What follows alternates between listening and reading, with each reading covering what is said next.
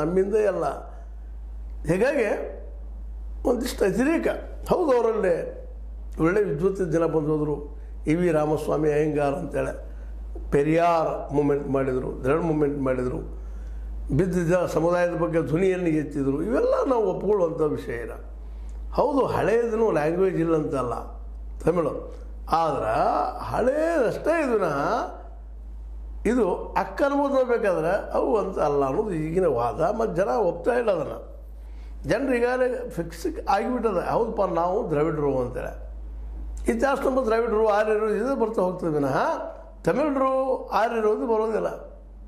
ಎಲ್ಲೇ ಹೋದ್ರು ನೀವು ಬೇಕಾದಷ್ಟು ಅಭ್ಯಾಸ ಮಾಡಿದ್ರು ನಿಶ್ಚಿತವಾಗಿ ಸಿಗುವಂಥ ಇದು ಇತಿಹಾಸದ ಪುಟಗಳಲ್ಲಿ ಮೂಡಿದಂಥ ವಿಷಯ. ಇಂಥ ವಿಷಯವನ್ನು ಇನ್ನೊಮ್ಮೆ ಅಭ್ಯಾಸ ಮಾಡಿದ್ರು ನಾವು ಒಪ್ಪಬೇಕಾಗಿದ್ದು ಅವ್ರ ಧರ್ಮ ಕರ್ಮ. ಇನ್ನೊಂದು ಕೊನೆ ಪಕ್ಷಪ ಇನ್ನೊಂದು ಮಾತನ್ನು ಏನೋ ನೀವು ಕಾನೂನು ಪ್ರಕಾರ ಸಂವಿಧಾನದಡಿಯಲ್ಲೇ ಪರ್ಮಿಷನ್ ತೆಗೆದುಕೊಂಡ್ರಿ, ಬಿಡುಗಡೆನೂ ಮಾಡಿದ್ರಿ ಇಲ್ಲಿಯ ಸಿನಿಮಾ ಥಿಯೇಟರ್ಗಳಲ್ಲೇ. ಅದು ನೋಡೋರು ಯಾರು?